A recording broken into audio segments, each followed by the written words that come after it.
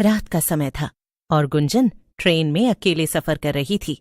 बड़ी अजीब बात है, ये ट्रेन तो पूरी खाली है, सिर्फ ये 2 आदमी और औरत ही दिखाई दे रहे हैं। गुंजन के सामने एक आदमी बैठा था और दूसरी तरफ एक औरत। अचानक से वो आदमी ट्रेन के बाहर देखता है और जोर से चिल्लाकर कहता है, राजगढ़ का स्टेशन आने वाला है, सब लोग चौकन्ने हो जाओ। इतना कहकर वो आदमी आंखें बंद कर लेता है। ऐसा लग रहा था जैसे वो सो गया हो। ये देखकर गुंजन चौंक जाती है। अरे ये क्या था, बड़ा ही पागल आदमी है, ऐसे अचानक से चिल्लाया क्यों? और इसके चिल्लाने के बाद बाकी सब भी आंख बंद करके सो गए। अजीब है। मगर तभी एक औरत की आवाज पूरी ट्रेन में गूंजने लगती है। आ गई, मैं आ गई, भेलपूरी बेचने आ गई। बोलो बोलो, किसे खानी है मेरी लाल लाल चटपटी भेलपूरी? अरे वाह, मुझे तो लगा ही नहीं था इतनी रात गए मुझे ट्रेन में कुछ खाने को मिलेगा। कब से भूख लगी थी, मगर अच्छा ही है ये भेलपूरी वाली आ गई, अभी पैसे निकाल लेती हूँ। गुंजन जैसे ही पर्स में से पैसे निकालने लगती है तो उसके सामने बैठा आदमी आंखें खोलते हुए गुस्से में कहता है, भेलपूरी वाली से कुछ मत लेना, वो भेलपूरी खिलाकर तुम्हें ट्रेन से उठा ले जाएगी। हाँ, भेलपूरी मत खरीदना। वाकई में बड़ा अजीब आदमी है, कैसी बहकी बहकी बातें कर रहा है। अरे मुझे भूख लगी है तो मैं भेलपूरी क्यों ना लूं? हाँ, पड़ा आया। तभी लंबा घूंघट डाले वो भेलपूरी बेचने वाली औरत वहां आ जाती है और गुंजन की सीट के सामने रुककर उससे कहती है, ओ दीदी, चटपटी मसालेदार भेलपूरी ले लियो, बड़ी मजेदार है। हाँ हाँ, मुझे लेनी है तुम्हारी भेलपूरी, मगर ये बताओ कि कितने की है एक प्लेट? अरे ले लो, पहले खाकर तो देखो, फिर बताएंगे दाम। अच्छा ये भी सही है, लाओ फिर खिलाओ। गुंजन औरत के हाथ से भेलपूरी ले लेती है और खाने लगती है। वाह, अरे वाह वाह, क्या भेलपूरी बनाई है, मजा ही आ गया। और ये पागल आदमी मुझसे कह रहा था कि मैं भेलपूरी ना खरीदूं। अच्छा अब बताओ इसके पैसे कितने हुए? लेकिन वो औरत कुछ नहीं कहती, उल्टा जोर जोर से डरावनी हंसी हंसने लगती है।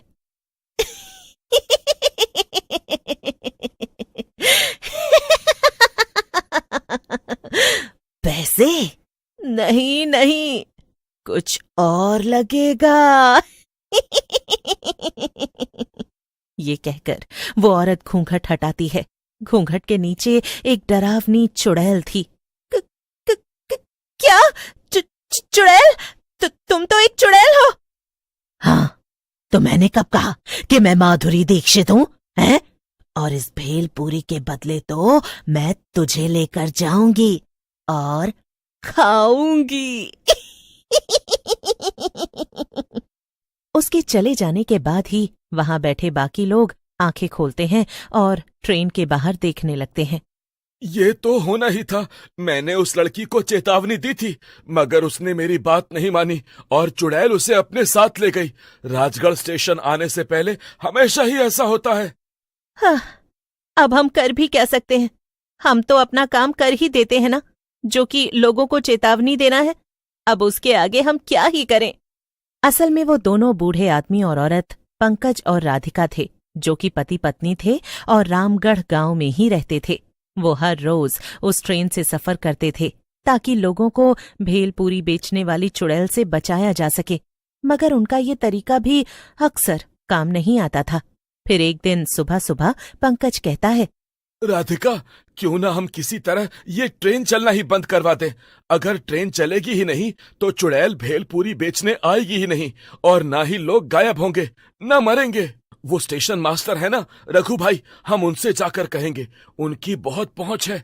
वैसे भी इस ट्रेन में ज्यादा लोग आते ही नहीं, वो बात करेंगे तो ट्रेन जरूर बंद हो जाएगी।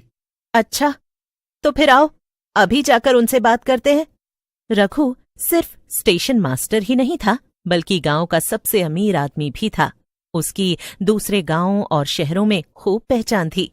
अरे आओ आओ पंकज भाई, कैसे आना हुआ? रघु भैया, आप तो जानते हैं कि हमारे स्टेशन से गुजरने वाली जो ट्रेन है, पिछले 3 महीनों से उस पर एक भेलपूरी बेचने वाली चुड़ैल का साया मंडराने लगा है। वो रात को आती है और जो भी उससे भेलपूरी खरीदता है उसे अपने साथ ले जाकर मार देती है। हाँ हाँ, मैंने ऐसी बहुत सी अफवाहें सुनी है, पर मैं क्या करूं? भैया, आप ना ये ट्रेन ही बंद करवा दीजिए। ट्रेन बंद हुई तो ना तो भेलपूरी बिकेगी, न लोग गायब होंगे। क्या? एक चुड़ैल की कहानी के चक्कर में ट्रेन बंद करवा दूं? अरे मैं बड़े साहब लोगों को जाकर ये बोलूंगा तो वो मेरे ऊपर हंसेंगे, समझे? मगर रघु भैया, सच तो यही है ना? जो ना माने उससे ट्रेन में रात में सफर करने को कहिए, फिर वो भी इस पर यकीन कर लेगा और ट्रेन बंद करवा देंगे। बेचारा पंकज उदास होकर वापस अपने घर आ जाता है। कुछ नहीं किया ना रघु भैया ने, मैंने तो पहले ही कहा था। अब आप काम पर जाइए और रात में जल्दी लौट आइएगा, हमें ट्रेन में भी जाना है लोगों को बचाने। रात होते ही पंकज और राधिका फिर से दूसरे गांव के स्टेशन पर पहुंच जाते हैं और अपने गांव जाने वाली ट्रेन में बैठ जाते हैं। राधिका के पास बड़ा झोला था, वो उसे खोलकर पंकज को दिखाती है तो पंकज चौंक जाता है। उस झोले में बहुत सारी भेलपूरी थी। हाँ, जब आप काम पर गए तो मुझे एक आइडिया आया और मैंने खूब सारी भेलपूरी बना ली। अब मैं चुड़ैल से पहले सबको भेलपूरी बेच दूंगी और फिर कोई भी उसकी भेलपूरी खरीदेगा ही नहीं। राधिका खड़ी होकर सबसे कहती है, ले लो, स्वादिष्ट लजीज भेलपूरी ले लो, ऐसी भेलपूरी कभी नहीं खाई होगी। अच्छा, इतनी अच्छी है क्या? लाओ फिर, जरा मुझे भी खिलाओ। ले लो जी, सब लोग लो, सिर्फ 10 रुपए की है। रामगढ़ का स्टेशन आते आते राधिका ट्रेन में बैठे सभी लोगों को भेलपूरी बेच देती है। हाँ, हो गया जी, अब तो आज इनमें से कोई भी और भेलपूरी नहीं खरीदने वाला। तभी पूरी ट्रेन में चुड़ैल की आवाज गूंजने लगती है, ले लो, खट्टी मीठी भेलपूरी ले लो। पंकज जोर से चिल्लाता है, रामगढ़ स्टेशन आने वाला है, कोई भी घूंघट वाली औरत से भेलपूरी मत लेना, सब आंख बंद करके सो जाओ। इतना कहकर पंकज और राधिका आंखें बंद करके बैठ जाते हैं, लेकिन वहां बैठे बाकी लोग ये देखकर दंग थे।